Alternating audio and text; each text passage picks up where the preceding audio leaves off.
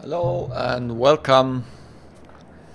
Another one from the Does It Work series, which are special try and flies looking at originally X-plane 11 or older aircraft and checking them out if they work in X-plane. And here we go with another Carenado aircraft, the Beechcraft 1900D.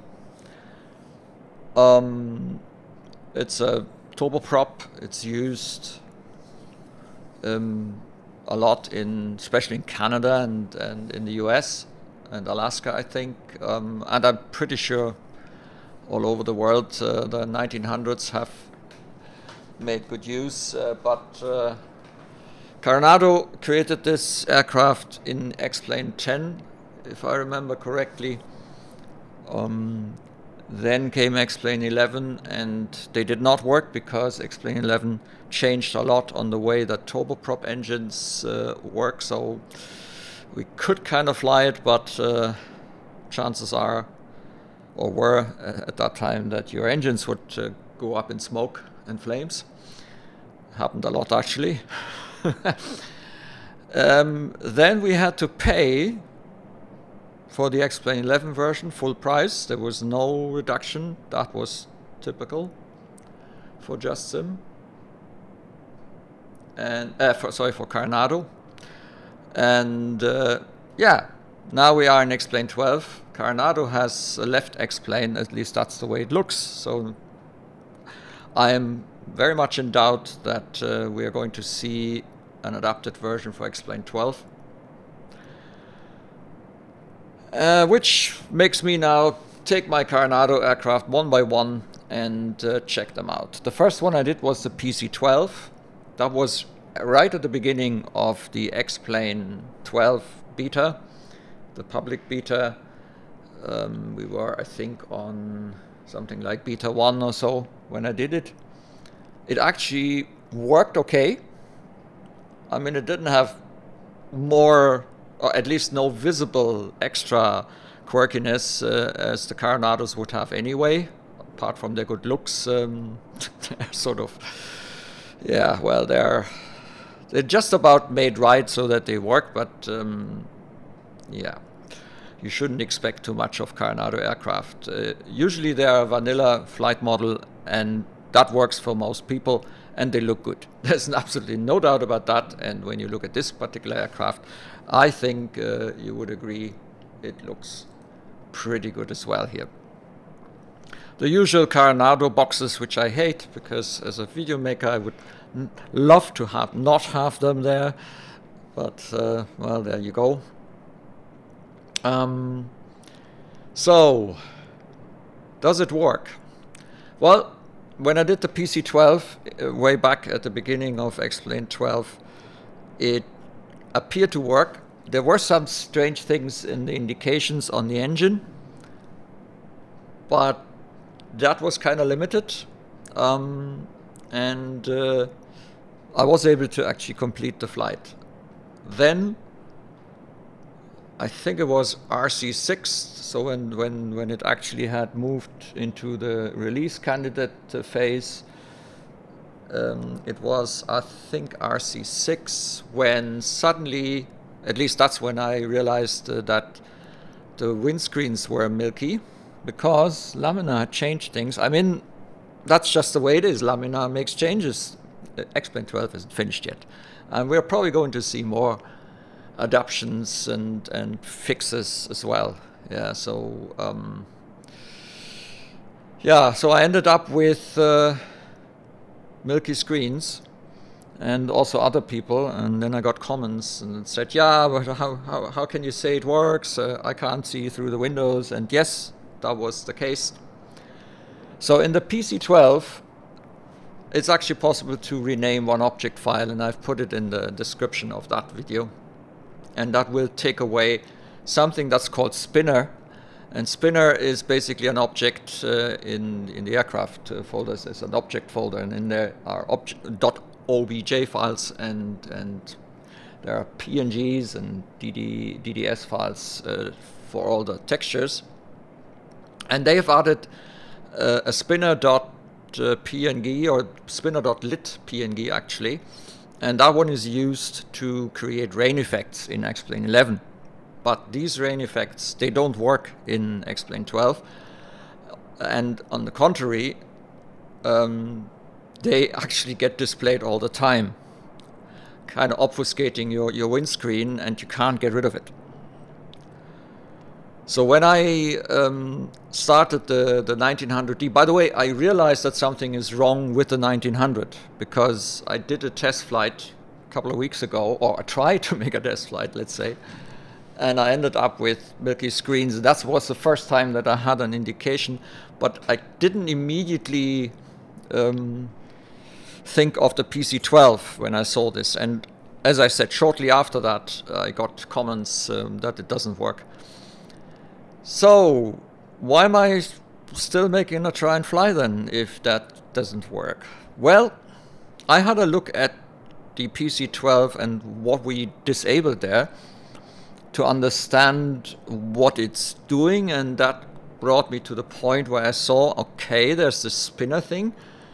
In the PC12 it's not called spinner.object OBJ, but it's a different one. But here it's called actually spinner.obj. And you can turn it off, and then the screen is the windscreens are blank again. But I opted for another thing because, you know, when you turn off object files, it may actually influence other things as well, things that you may not want to be influenced. So I had a look at the spinner_lit.png. Now that's only for those people that kind of have an idea what I'm talking about. And I went in there with GIMP. GIMP is a pretty powerful graphic editor, which you need because this is layered stuff, layered PNGs, and I actually deleted away, made shine through kind of the whole, all these rain effects, strong rain, not so strong rain, and what they had in there. I took this out and replaced it with all shine through, and saved it. And that actually fixed that particular problem. And my hope is that by doing it like this, I have not messed with other things. It's always difficult to say what you can or cannot do. So you can either rename the spinner.obj file, or I'm going to put the changed PNG file on my GitHub at some point, where I collect such mods. So basically, you have to modify the aircraft before you even think of doing something with it. Right. As usual, no, this is a very, very nice model. No harm to Carenado. When it comes to this kind of stuff, they are really, really good. And in X-Plane 12, due to the different, if you take away the flicker, due to the different way that they do PBR and all that stuff, it has improved so much that it looks even better, I think, in X-Plane 12, because X-Plane 12 has this certain brilliance of the views that X-Plane 11 never had. X-Plane 11 was very dull, yeah, and it was very difficult to kind of make it wow. So you had to use some tools and some external shaders and things like that, which is never good when you have to do that. In X-Plane 12, the good looks come on its own. I sometimes I'm suspecting that some of our performance problems in X-Plane 12 come from all this brilliance, because they cost. That's a price to everything. And I suppose at the moment, due to the obviously not perfect implementation of X-Plane 12, we have a lot of performance issues, and yeah. But anyway, very nice aircraft. Now the thing is, X-Plane 12 again changed the way that engines work. So it is very likely, and I haven't been flying this aircraft because, as I said, I couldn't look out the window, so I stopped it again and deleted it from the XP12 folder. So I haven't really flown it. It's a long time ago that I was sitting in this machine. So we're going to just try and fly it. I have a checklist. Thank God there are really reasonable good checklists to be found on the forum and other places. clist.txt, where you need the X checklist plugin, and I'm going to use this one to kind of help me through. Probably will have to look for certain things. We shall see. Actually, we're now in the cabin, and this is where Carenado definitely shines. Now, I already realized several things, and I'm not sure now whether we had this in the XP11 version. I think there are some interesting bleed-through effects because of the way that rendering takes place in XP12, because I cannot remember seeing things like this here. So there are something that looks almost like something that is on the outside, kind of when rain flows along the outer. So we get some really strange effects on, and we have some holes here. And I'm not sure whether they were already there in XP11, but this looks like we have a hole in the hull.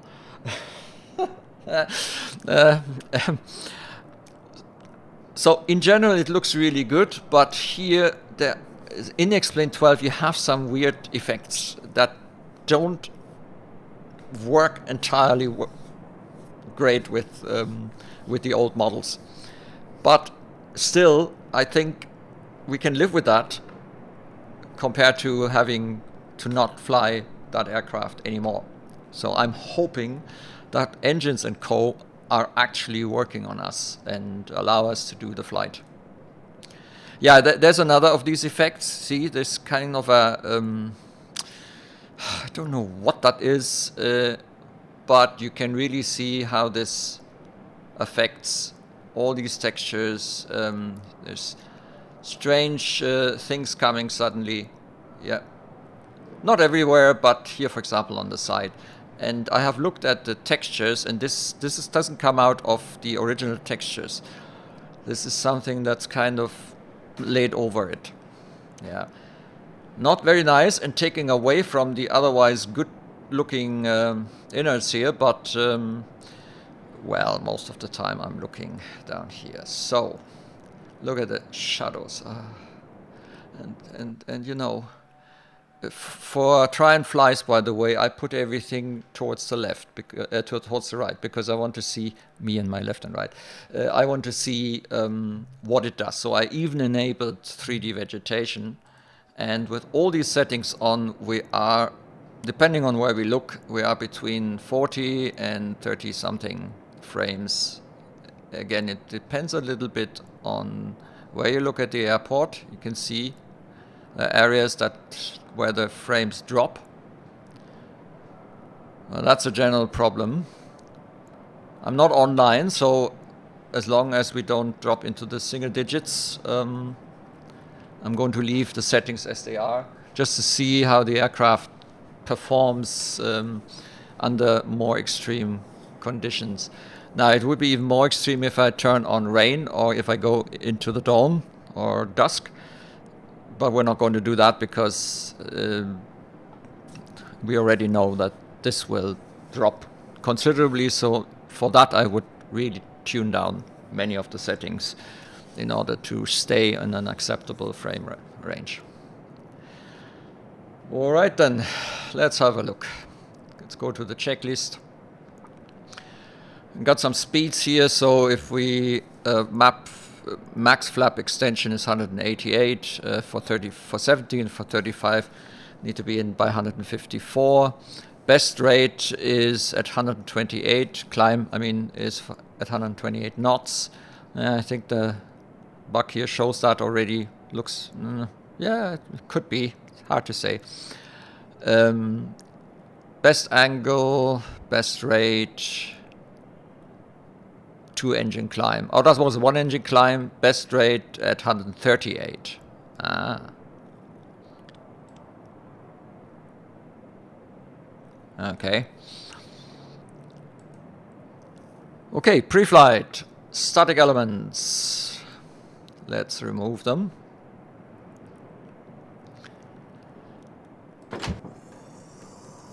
Let's also close all the doors. Let's see.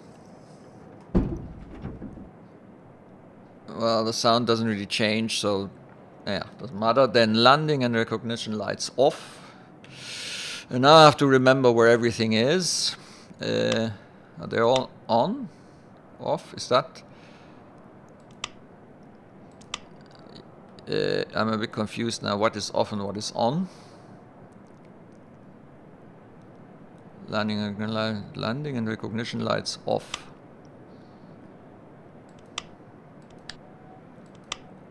That's a bit confusing, isn't it?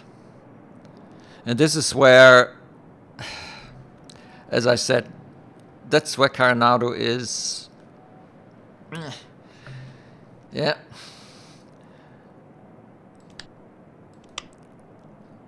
Okay. Let's do this checklist again and see if the nav lights and beacon. Okay, so this is obviously the on position. Okay. And it seems that the checklist doesn't detect everything correctly. Propeller lever, high RPM. I've used my joystick for that. The mixture levers are in the down position. Let's quickly check. Oh yeah, that is, by the way. Yeah, I've seen this before. We do actually have a problem with the axis. So, my recommendation is that you don't use the axis, and but that you put the levers there with a mouse, because that doesn't work properly. And I still need to see if we can fix this somehow.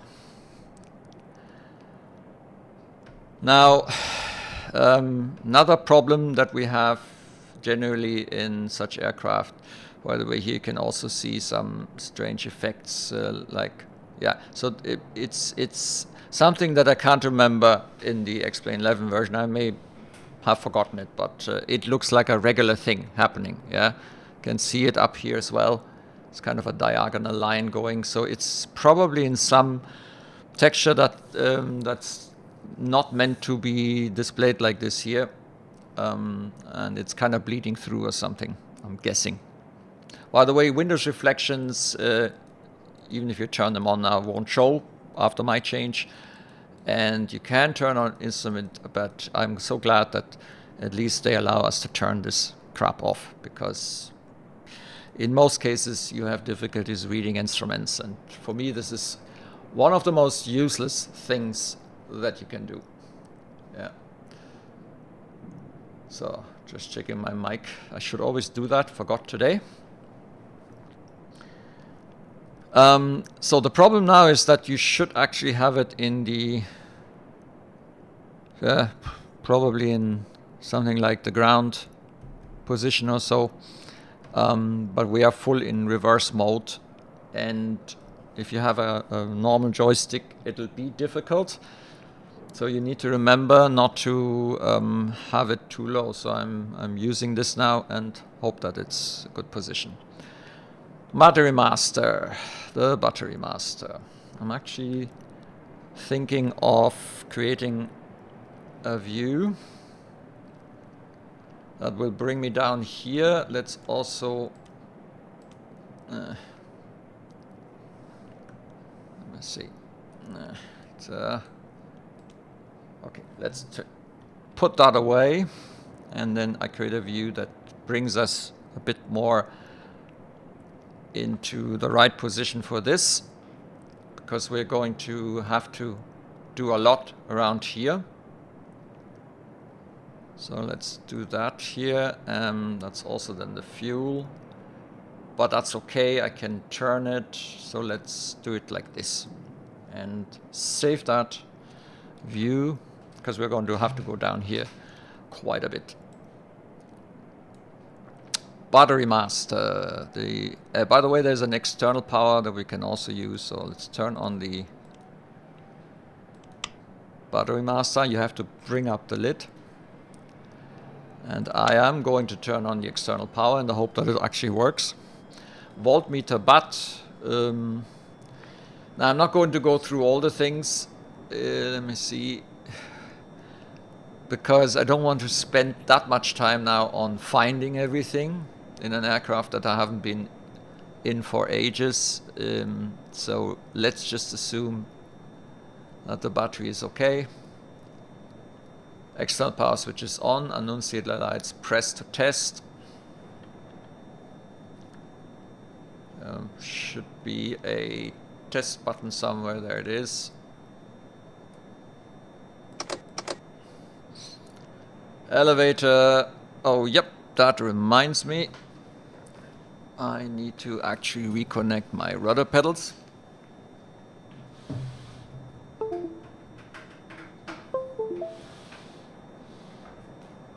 Something really strange that started a couple of months after I've bought them.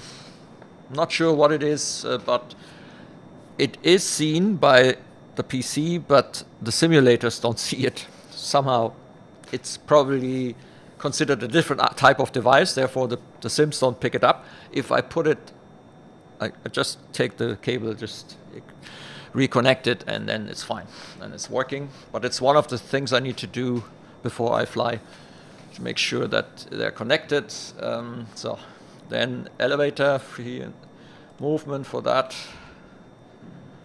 And I see the aileron. Yeah, and you can see now rudder pedals are available again. Main auxiliary and fuel quantity checked.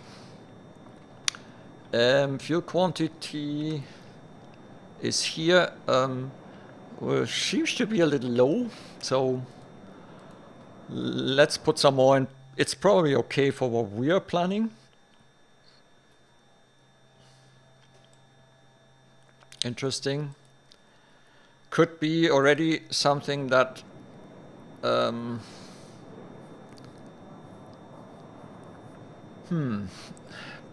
okay. So this is in pounds, and so let's put this on the highest value that I can set. The instruments would suggest that theoretically there should be more,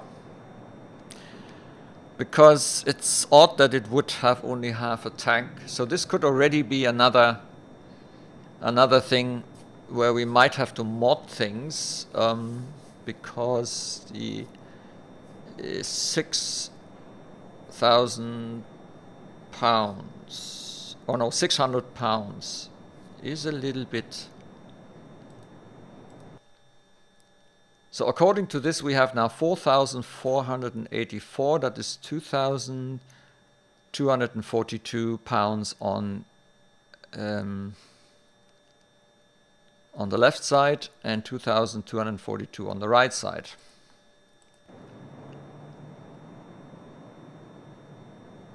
This doesn't add up, right? Doesn't it? So this would be 2,000.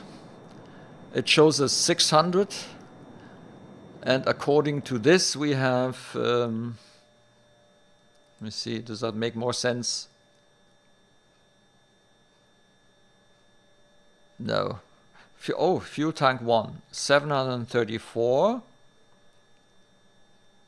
Okay, so maybe we're looking at a particular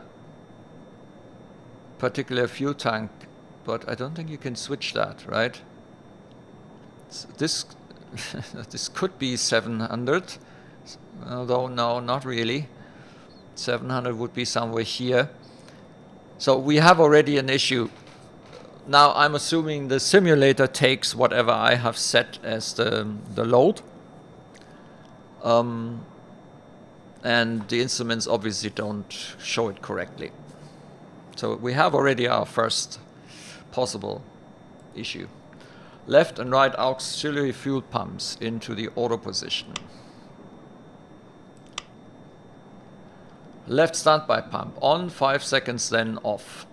1, 2, 3, 4, 5. 1, 2, 3, 4, 5. So I should have done it the other way around. Okay. Avionics. Now we need to turn this off again. So. Avionics. Where's the avionics? It's probably also here somewhere. This is the AC bus. This is the generators. This is anti-ice. Avionics. There we go. Beacon light. So the beacon is up here. Beacon, beacon, beacon, beacon, beacon. Cabin lights, anti-collision, beacon lights. On. Transponder set standby. Where was hang on, the transponder is on one of those here. Let me adjust that view. It's here, and we're going to put it on standby. And we're also going to put my usual 2000. Okay. Now we're on I guess we're on standby. I don't know why this is blinking. Maybe it's correct, maybe not. Who knows? Prop area is clear. Okay. Before we start the engine, we need to program our route. And now look at this. We actually have the full-blown FMC built in. The standard. Yeah, interesting.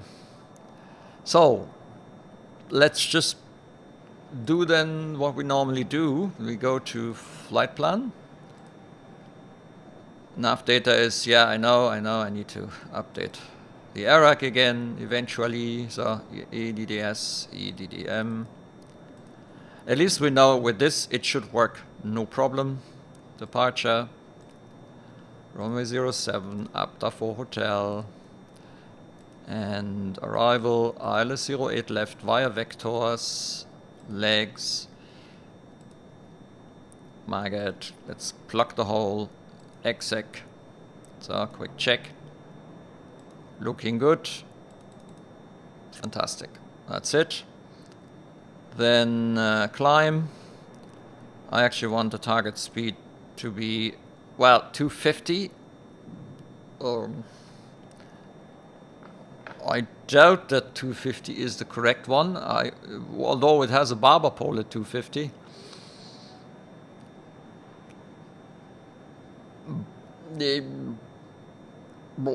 But during climb, well, we don't have auto throttle and all that, so I doubt that this is the correct speed. Since we do not have auto throttle, I would say 250 is the maximum. Could be that the barber pole goes up when we are a bit higher up, but yeah, I wouldn't bet on that. I guess that's the thing when you use this FMC. Now let's have a look. Looks like we have the flight plan in there. So if I go on flight plan, cool. So these two work together. It's even we even have the display here. That's quite nice. Right, engine, ignition, start, hold. And I already see a potential problem, but I hope that it can be fixed by finding the right dial.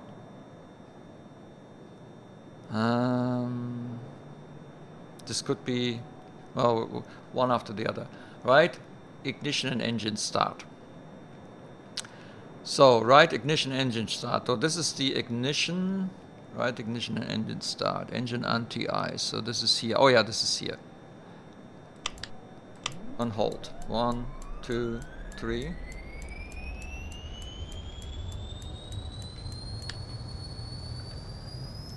So, and I also brought the lever here to idle. And then we need to wait that the engine has come up reasonable.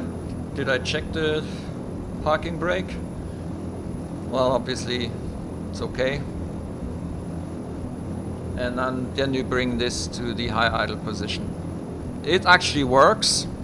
These levers work. It's the prop levers that, see what happens? They're all over the place.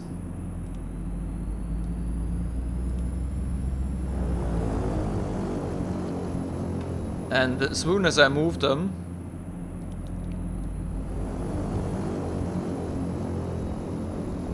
I don't know if it makes any difference. Let's quickly try that.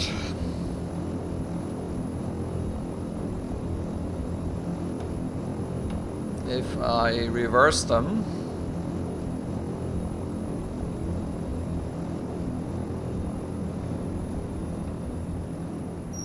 nope. So this is definitely broken, and if we make any changes, then unfortunately we need to do them like this. Now I'm trying, I've checked something else. Let's go to keyboard and prop propeller down a bit, prop coarse a bit, prop fine a bit. So Steuerung or Control F2, F3. Let's have a look.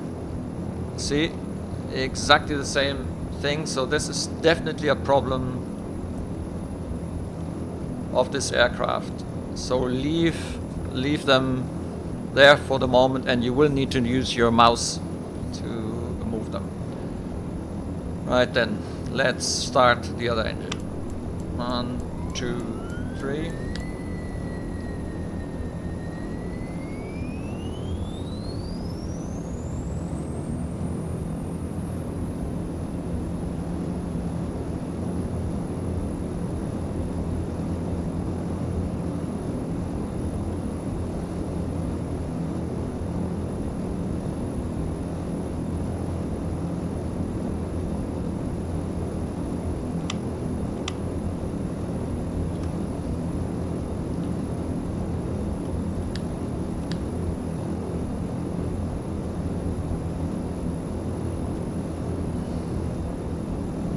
So, generator ties closed, external power switch off. At least the engine started. Not every XP 11 aircraft will actually do that. Voltmeter, right, generate, yeah, if I find it. But as I say, I'm not going to be too exact about it. Charge battery until DC load meter. Okay, go away. Left engine start. Oh, aha.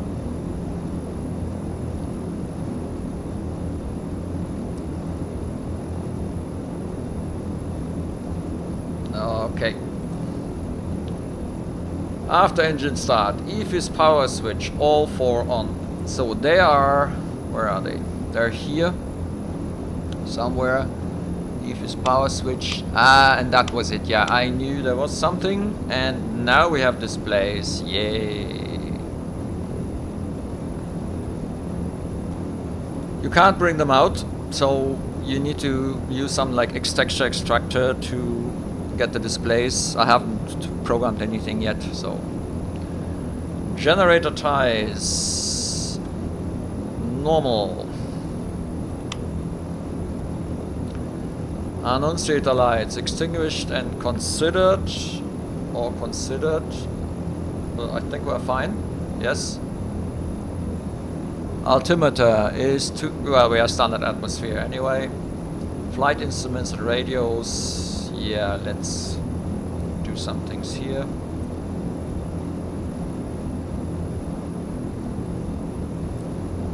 And 109.50 for nav 1, that's fine, and ADF we don't use. I'm also going to dial in the altitude, then See if the Bravo stuff works. Heading. Yes, it works. It's very hard to read up there because there's some red number covered by something else, white, which makes it difficult to read. 7.2. Then the course. Yeah, the course is. I leave that already on 080. We're not going to come back. Next. Airspeed bugs. So takeoff weight. Let's see what our weight is. Our current weight is that in pounds or in kilograms? So this is 15.9 thousand pounds.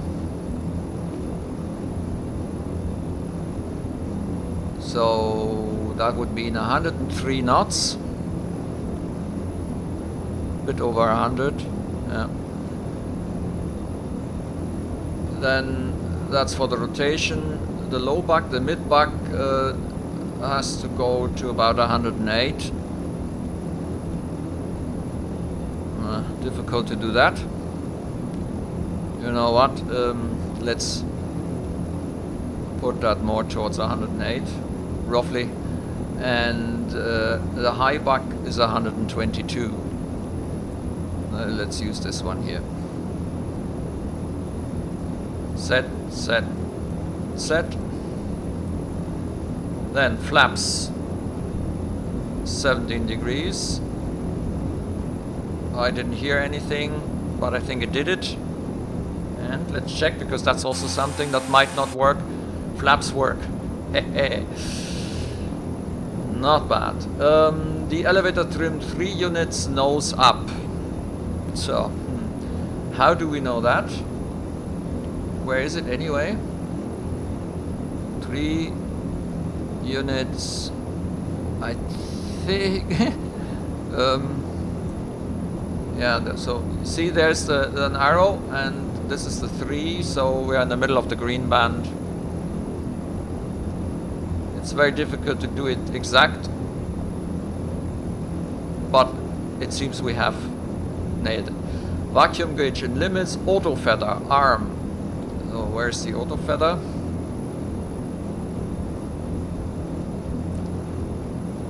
This is prop sync. Oh, there. Auto feather arm, engine anti-ice. To minimum ingestion ground debris for all ground operations. And engine anti-ice on. Engine, ignition. Anti-ice on. And then we are ready for taxi. So we can put on the taxi lights.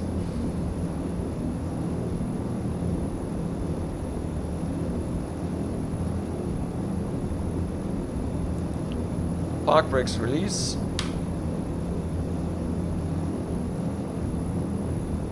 Turn indicator and RMI check.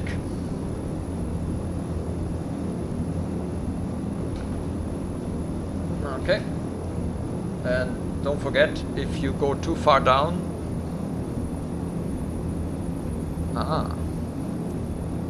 we should probably end up in the reverse. Doesn't sound like.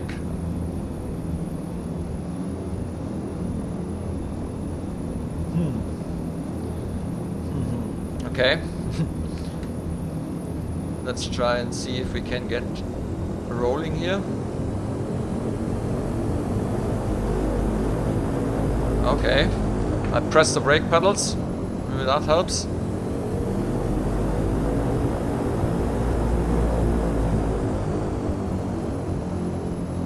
Oh, I have a bad feeling about that.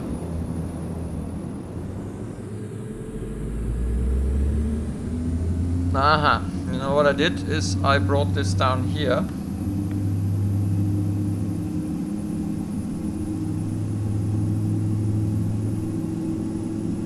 And now we're... Uh-oh. Yeah, not good.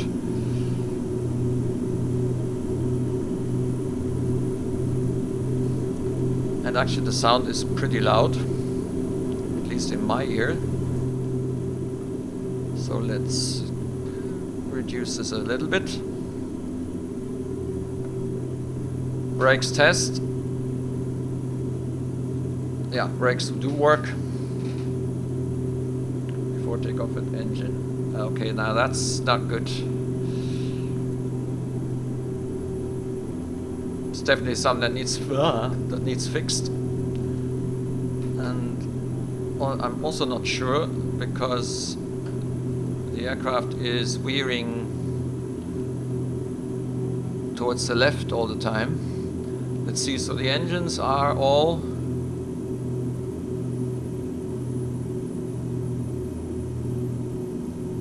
I kind of doubt that we have reverse, because this should be the reverse mode.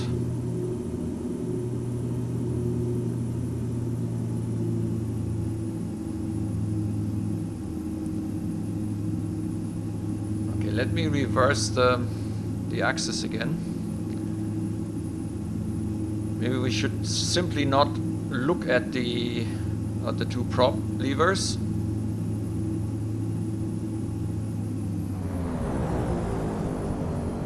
Okay, so it may look strange, but from a functional point of view, we are actually now in the feather position.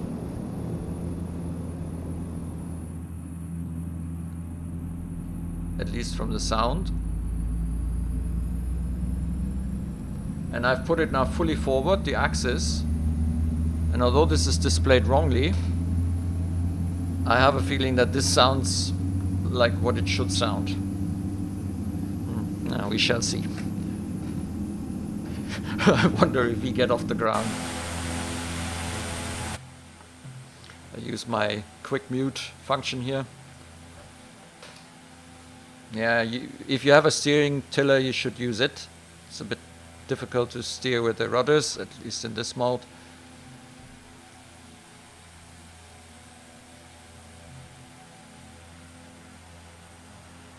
No.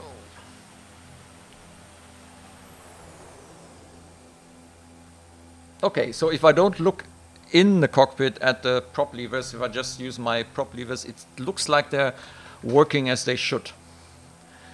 Before takeoff, engine anti-ice off. So we'll turn that off again.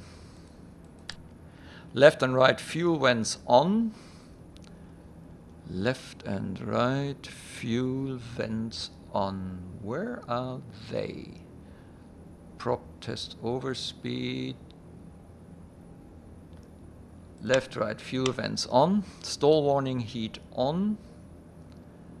That's in the anti-ice section, I guess. It's there.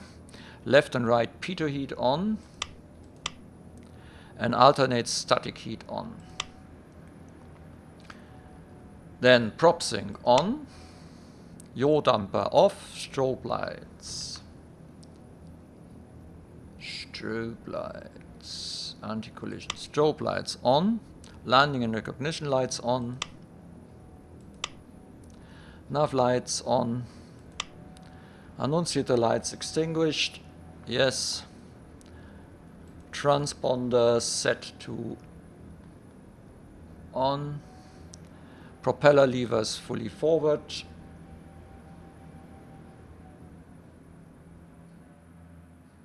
Yeah, I've done that. Parking brake release.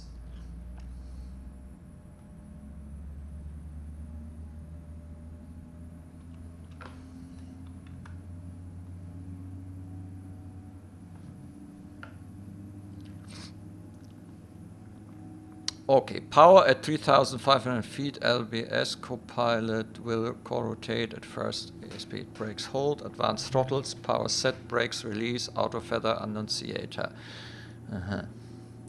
Illuminated 80 knots cross-checked. V1 rotate.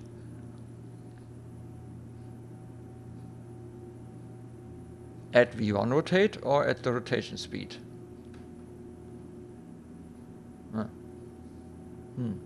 Okay. No, it accelerates very quickly. So I'm holding the brake now. I bring the Throttle levers forward. Let's see, is there a particular...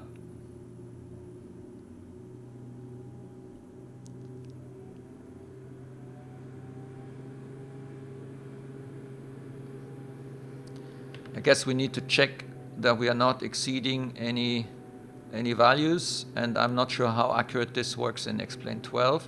So I'm trying to keep below the red lines.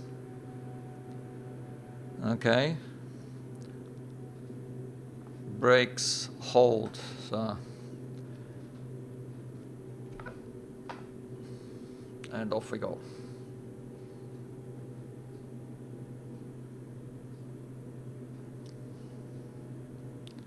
Eighty knots and V1.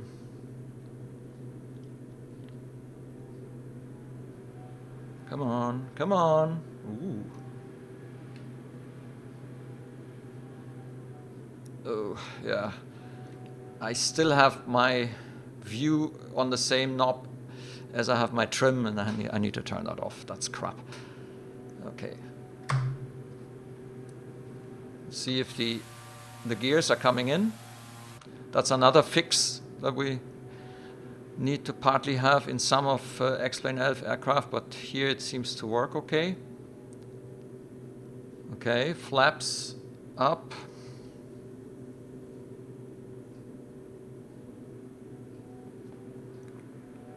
Airspeed V, NR above.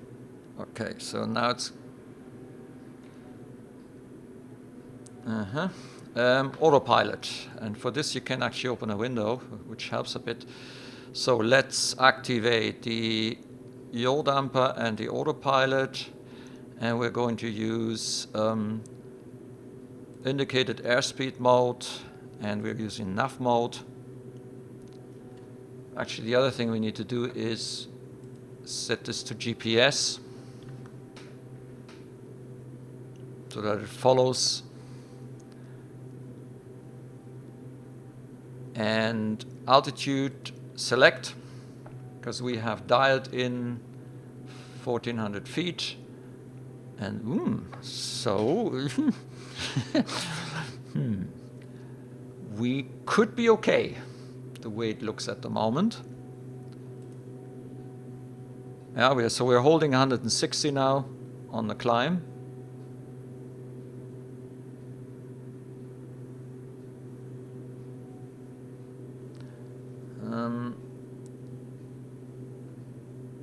I'm going to slightly reduce the props and try to get into a more safer prop speed. RPM here, away from the red. We are away from the red here. Here's everything okay in the green. That is in the green. Torque is in the green. So I hope. Yeah.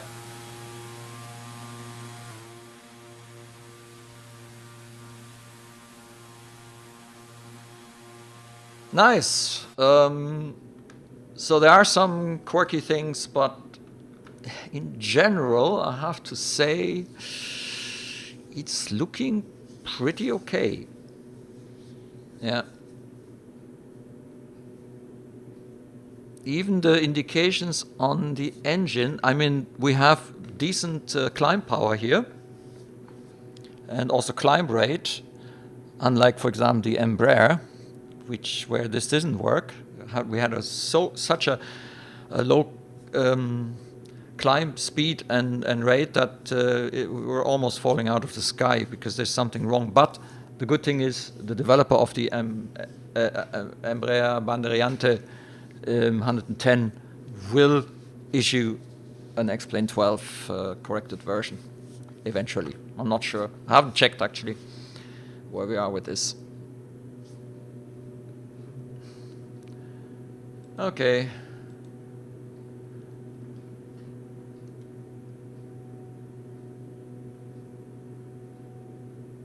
So flight level 140 should be okay for this one. I'm going to turn off the landing lights now so that I don't forget.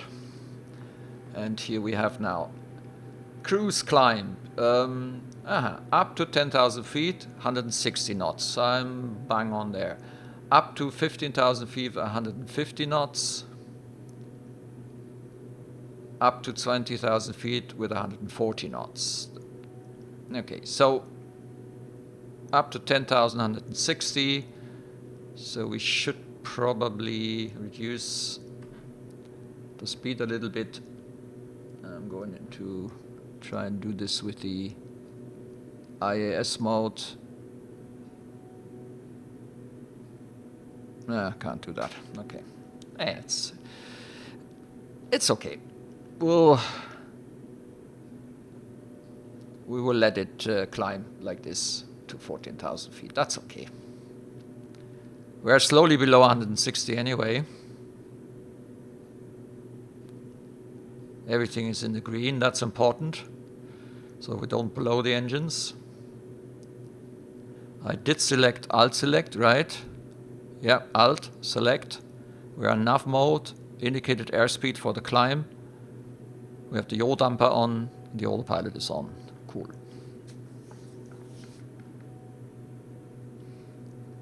And if you don't have hardware and you need to change, you can open this one here, and then you can use the things like this here to make changes to the heading or so. So this is the nav display. So there's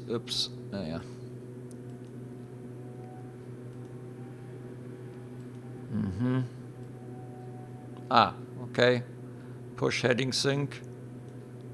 So you can push this and it's supposed to sync the heading. Let's see if that's true.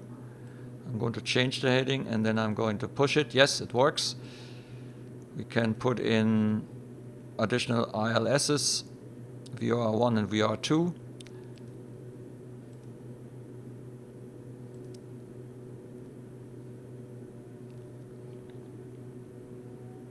I think I mixed something up here now. Is that correct now? Yeah. I think this is where you select what to take for. I hope I haven't messed up now. No, it looks okay. So we have actually a kind of a weather radar. I'm not sure if the weather radar works because in X-Plane 12, weather is a difficult issue. There's some traffic. I guess traffic works. You can actually change the terrain display.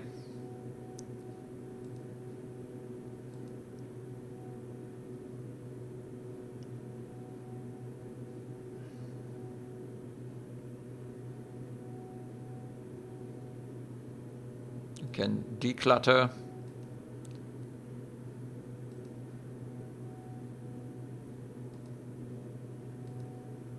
None, okay. VX on, VX off, so there is actually some weather indications, although they're difficult to see in this mode.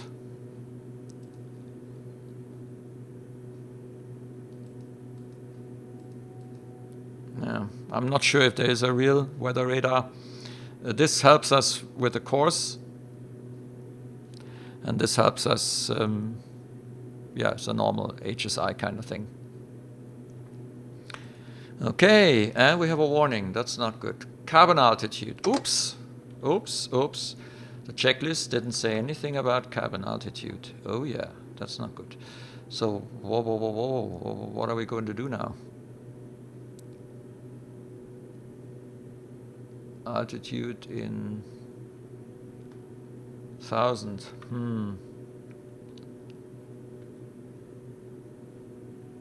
Oh, by the way, here's the whole load and battery voltage and all that kind of stuff is up here. Yeah, that's, I didn't see it before. Prop amps, instruments, emergency lights. So panel brightness. Let's turn all the lights on and then quickly check what it is like in the dark.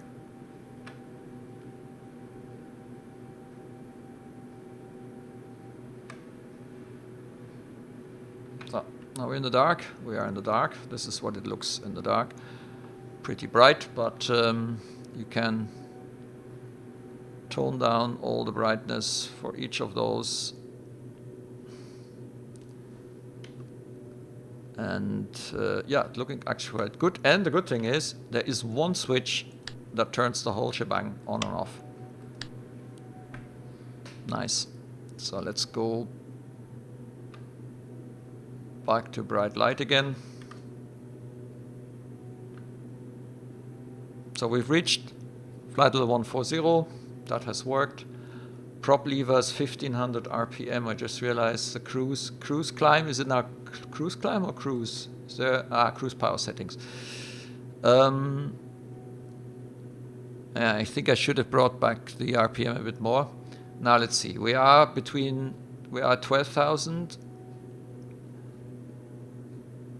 Between 12 and 18,220 knots. Actually, the speed bug is already there. 1400 RPM. So I'm now going to bring back the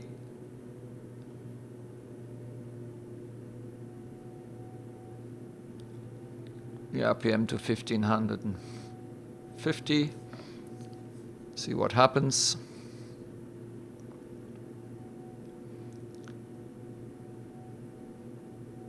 That would be then a high speed. Well, actually, we should bring it back to 1400. So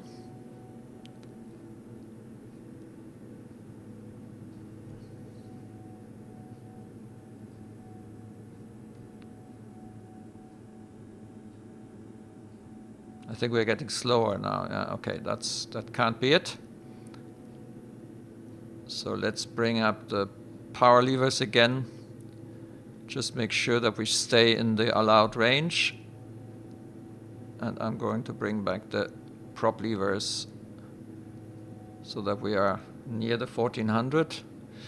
Yeah, okay, and I shouldn't use this as an indication.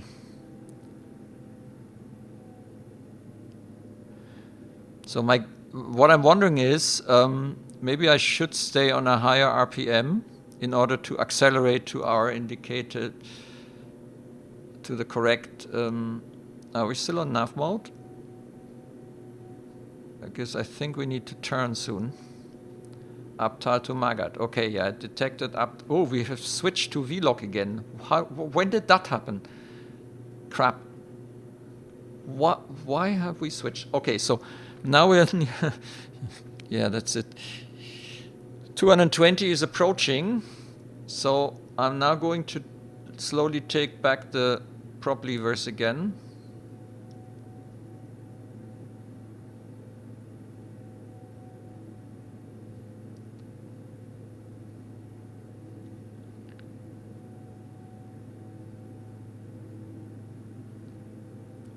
And I'm just going to adjust it so that our speed stays roughly at what it should be for the cruise, the 220. So cruise power set, I hope, somewhere between 1400 to 1550 RPM. Yep, and we're actually getting a little bit faster, so I'm reducing even more. Just make sure that we stay on this speed. The auto feather can now be turned off.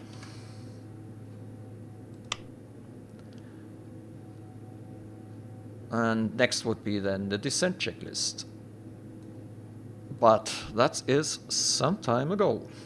Let's synchronize the heading. Now the autopilot, by the way, is here. And push to sync heading. No, it didn't do that. Let's use this one then.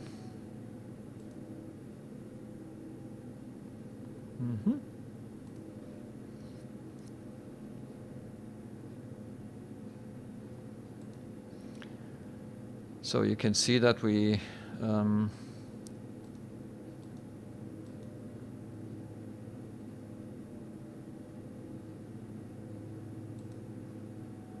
yeah, we're flying towards Magat as expected.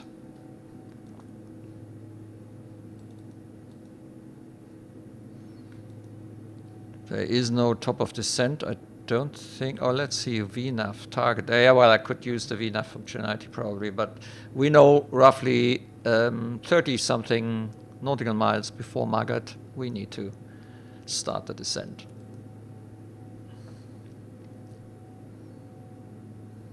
So we're getting even faster. So it's really, they really mean it serious with 1400 RPM. So I'm going to put 1400 RPM on. Cabin altitude is still a problem. Probably everybody having a hard time back in the cabin.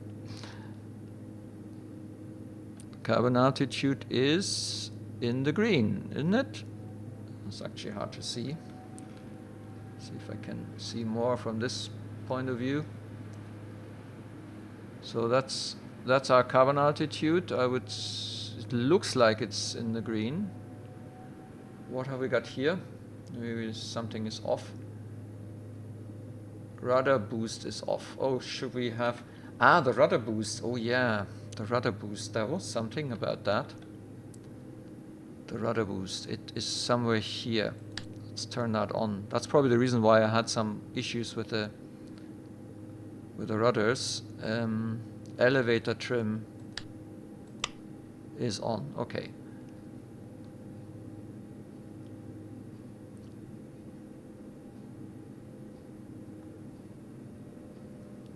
And then there's something else. It's white.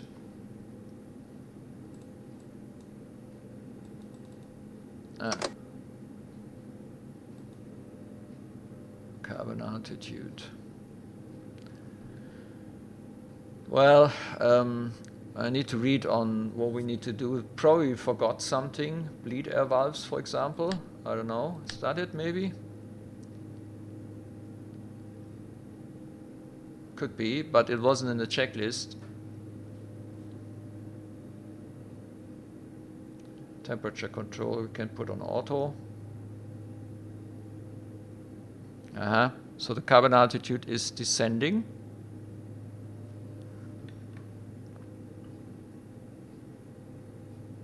We're still getting faster.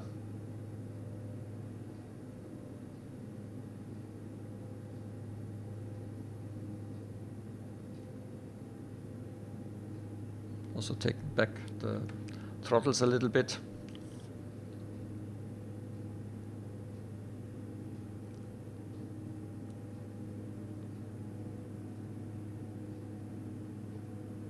We are now below 1400, so I'm bringing the props again, and I'm going to use the throttle now to fine-tune the speed.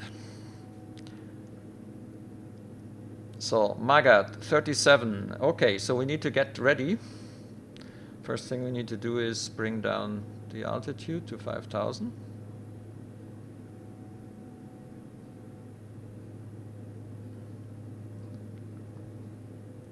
And as usual, I'm going to try and use the ERS mode, but let's see. Descent, pitch down to begin descent rate 1000 to 1200 feet per minute. That means we need to really get down now. Airspeed below, ITT check, below 750, oil temperature, oil pressure check. Okay. So I'm going to use now the Alt Select, ERS, and then I'm bringing back the power.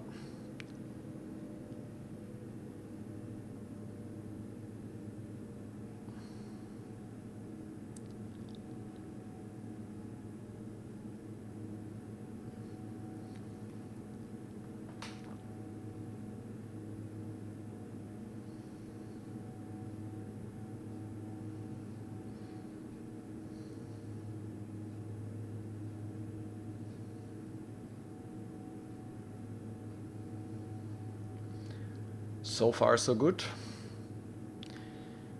I think we're a little bit late, so might need to have some slightly increased descent at the end. We shall see.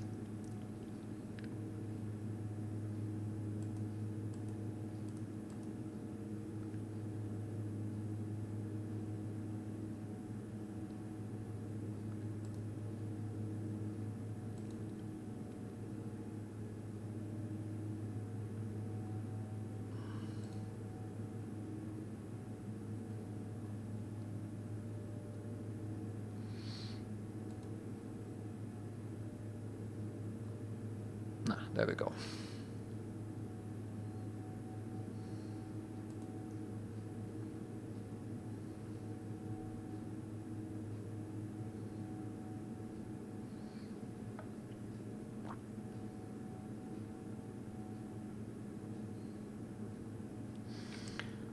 Throttle wise, yeah, so flight idle.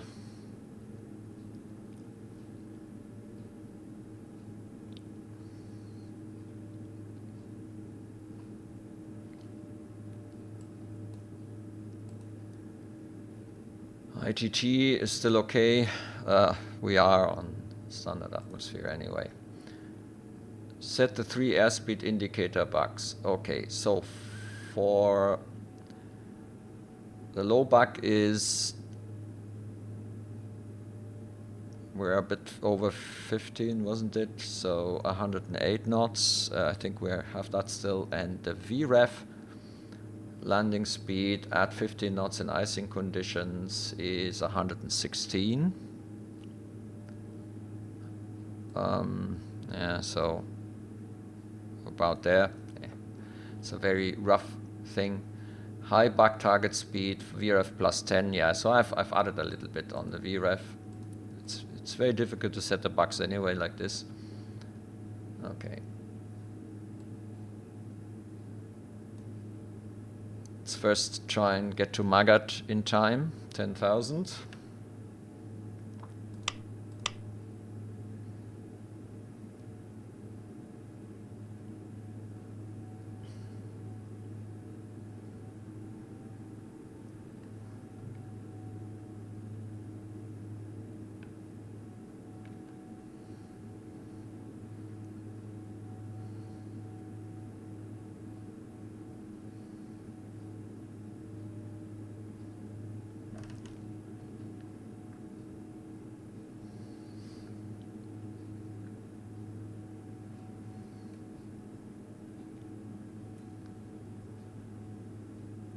$17 miles.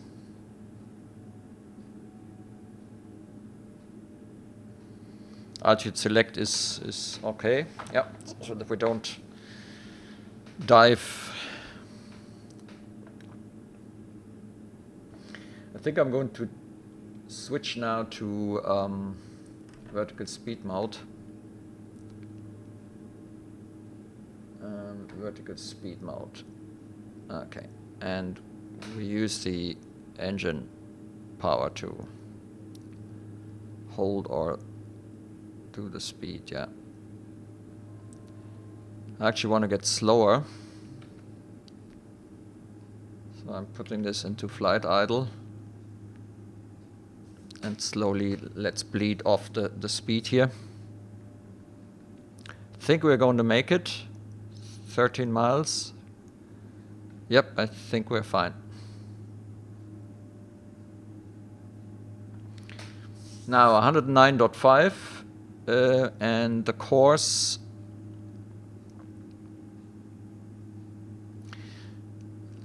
I guess what I will do now is I'm going to sync the heading and then switch into heading mode. So I'm syncing the heading and I switch into heading hold.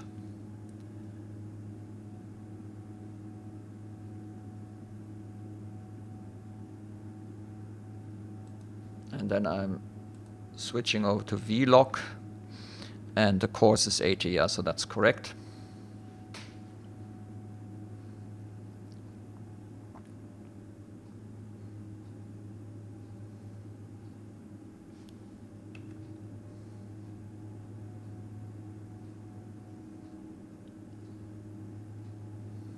Frames 37, 38. I think we're fine. We can even reduce the vertical speed.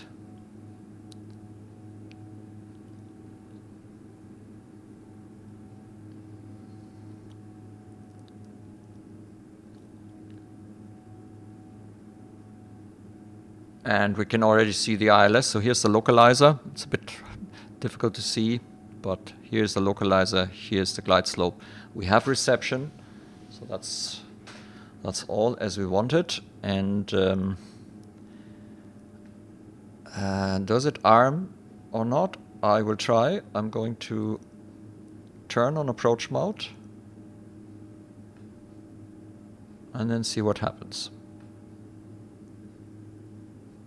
So we should stay now on heading. Yeah, we're still on heading, but we have the approach mode. Well, it's green. Up, up, up, up, up. Altitude. Hold. What are you doing? The alt select. I think I somehow managed to turn on the alt select mode. Just about realized it. So let's stay on 4,900. That's okay. We're now getting slower. Going to apply a bit more power now. Stay on 180 for the moment. Because I think flaps limits are somewhere around that.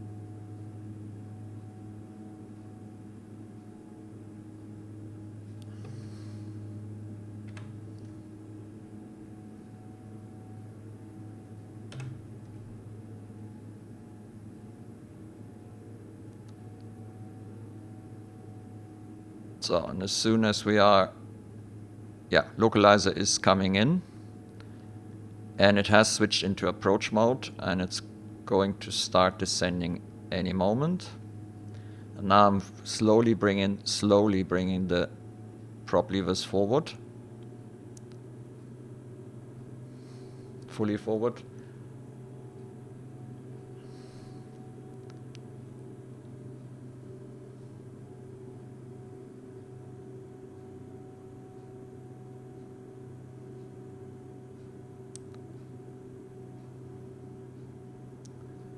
And we're bringing out first stage of flaps. You can't really hear the flaps, but you can see the effect. So we lost some speed. We're descending on the glide slope. So far this looks pretty good. Where's the airport? Ah yeah, it is where it's supposed to be. Okay, we had some strange thing yesterday and prepared.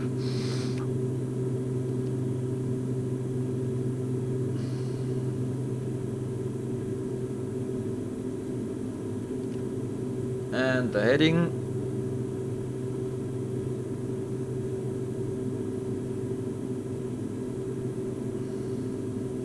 3.6 miles. Let's get slower.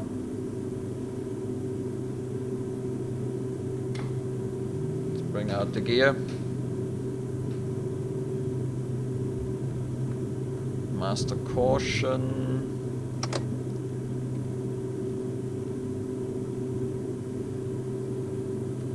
We're getting slow again, and bring out the next stage of flaps. Taxi lights on as well. Auto feather arm. Radios checked. Flaps. Airspeed 150. Whoops. Yeah.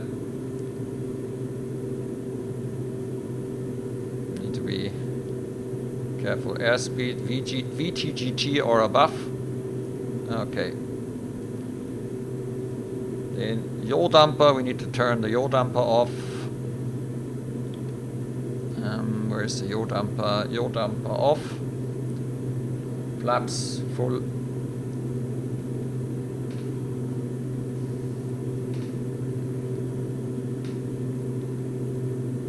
Altitude 50 AGL, power levers, reverse until 60. That might not work, but we have a long runway, we shall see.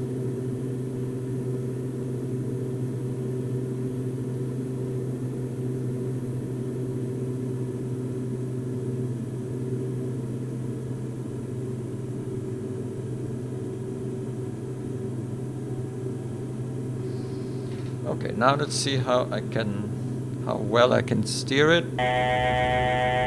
Autopilot off.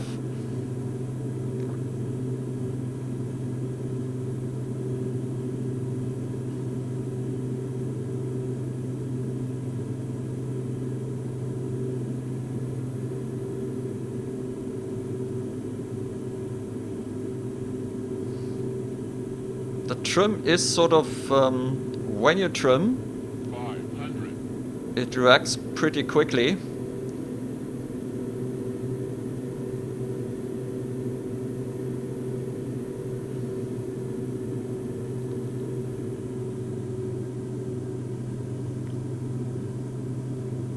Okay. Again, I haven't been flying this aircraft for a long time. Just need to be careful now that we don't get into any kind of stall.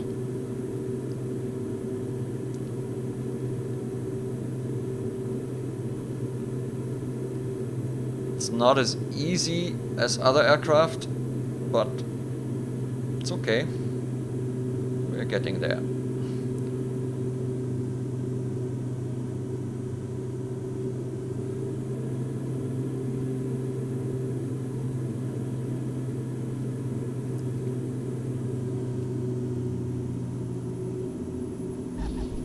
Oh yeah, okay. Do we...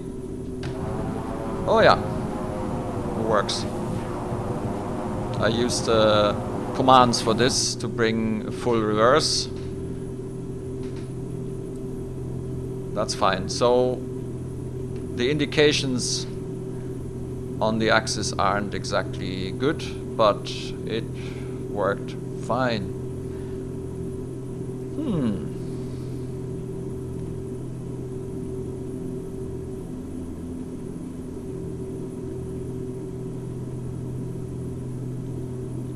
So let's slowly reduce.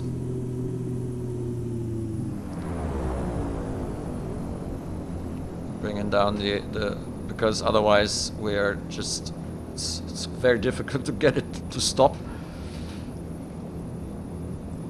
Okay, now flaps up.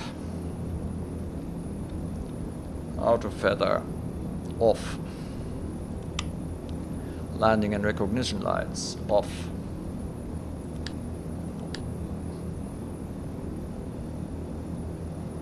Oh, yeah.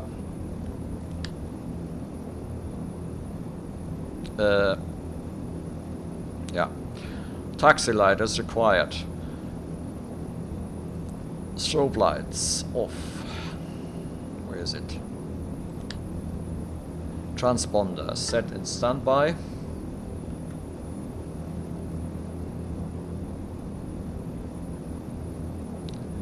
Engine anti-ice on. Seems to be something that you should do. And the bleed air valves closed. I think this is on that end. Bleed air valves. I think I didn't have the bleed air valves. I must have missed this, or the checklist actually didn't cover it. Because it seems that our problem with the cabin altitude has rectified itself. Alright then.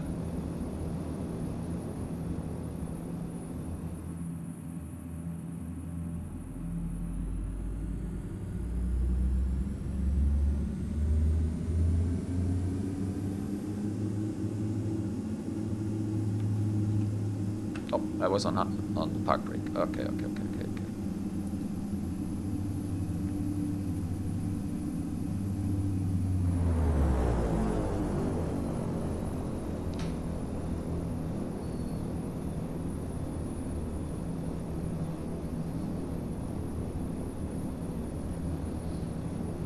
Because this is such a small aircraft and we were able to slow it down pretty quickly, we are already here. That wasn't a long taxi.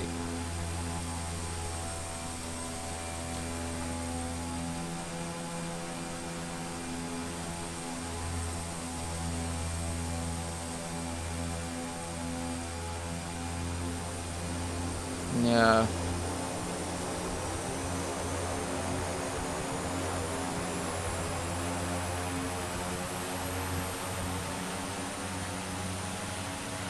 You need to find the right power setting. And I think we are kind of drifting a bit, which is probably... Yeah, we seem to have a problem on the right engine.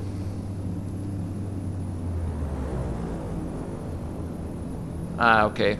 Yeah, it's the prop levers. They're not in sync. Ah, well.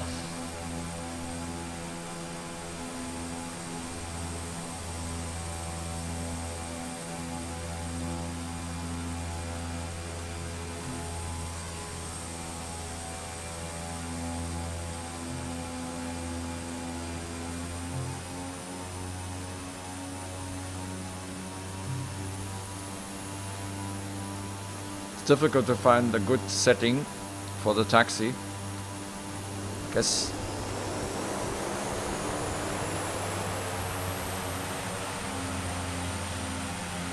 yeah, you need to find the right, and you see how oh my god, that's the problem. I'm continuously having to use the brake here because it accelerates so quickly.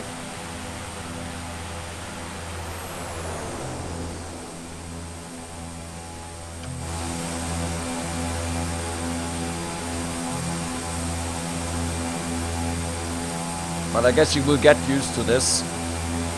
You will get used to it, so it's okay. I am glad enough that we can actually still use this aircraft.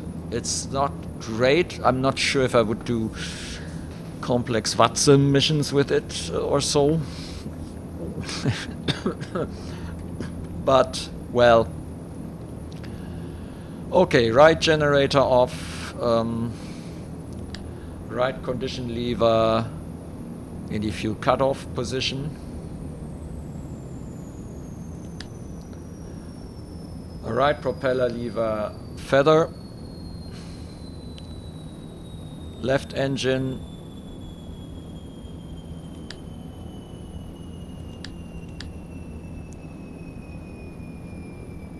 No, that was anti-ice, yeah, but we turned that off as well. What was that bus thing? Avionics off. Left condition lever, fuel cutoff. Left propeller feather, external lights all off.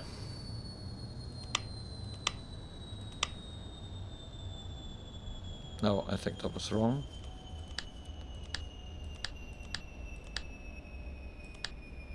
Passenger doors open.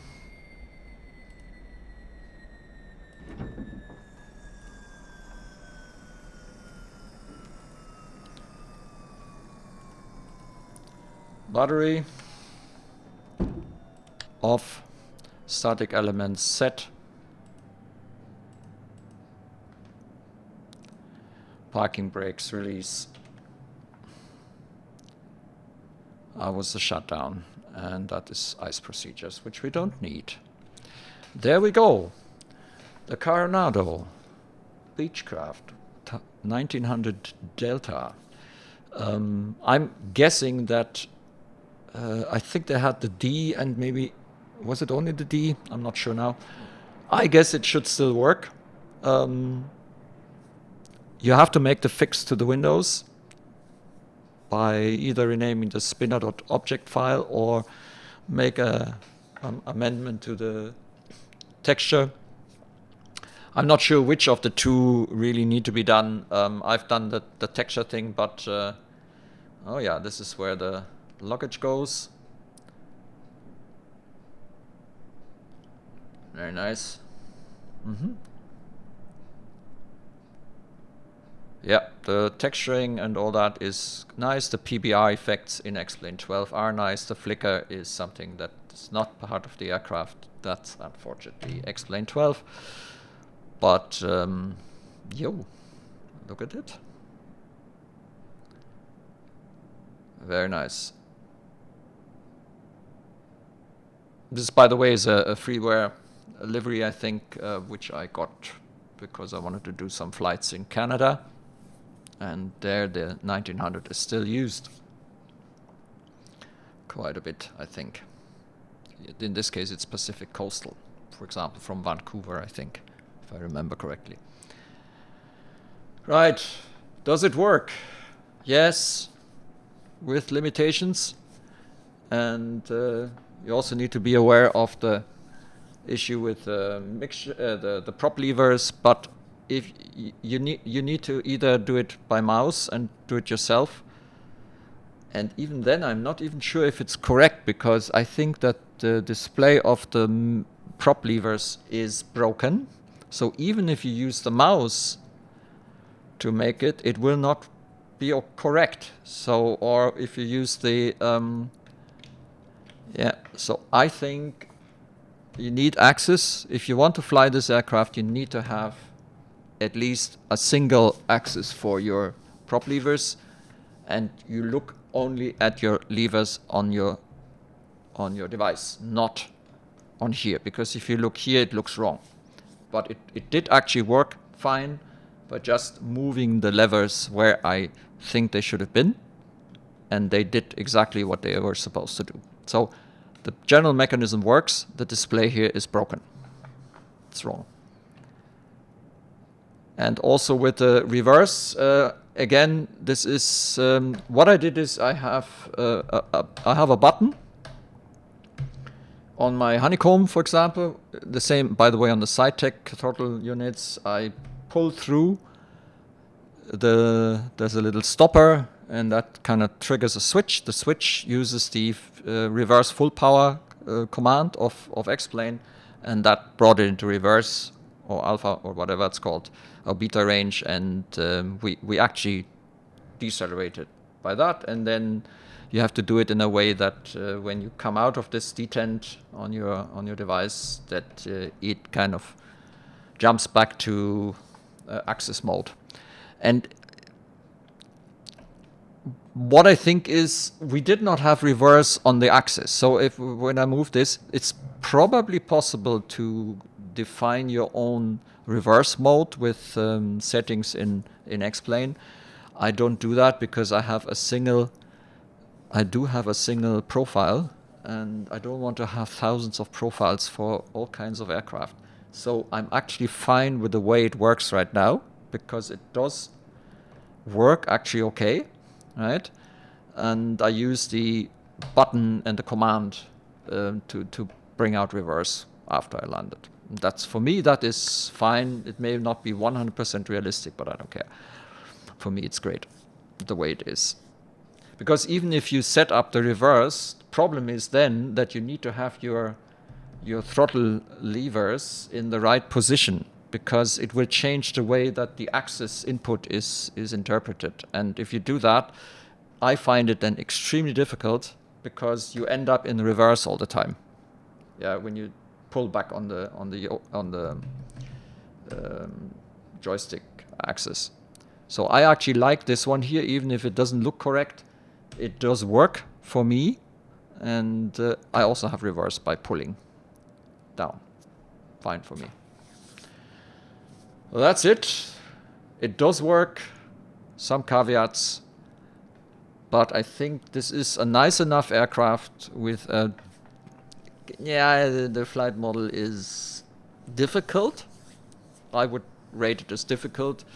Needs some getting used to. I'm pretty sure once you're used to it, and it could be that the speeds are not 100% correct, because I had the feeling that we were very close to stalling. I had to pull pretty much on my elevator and use the trim. The trim seems to be a little bit weird, because I use a single input, and then suddenly the aircraft generally took up the nose quite a bit, so it was difficult to find the right dose of trim.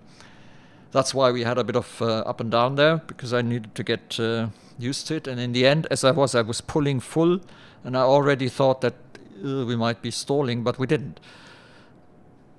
So it needs getting used to it, and probably also figure out how you should trim the aircraft so that you don't get close to the stall buffer. Right, Now, finally, thanks for watching. Until next time.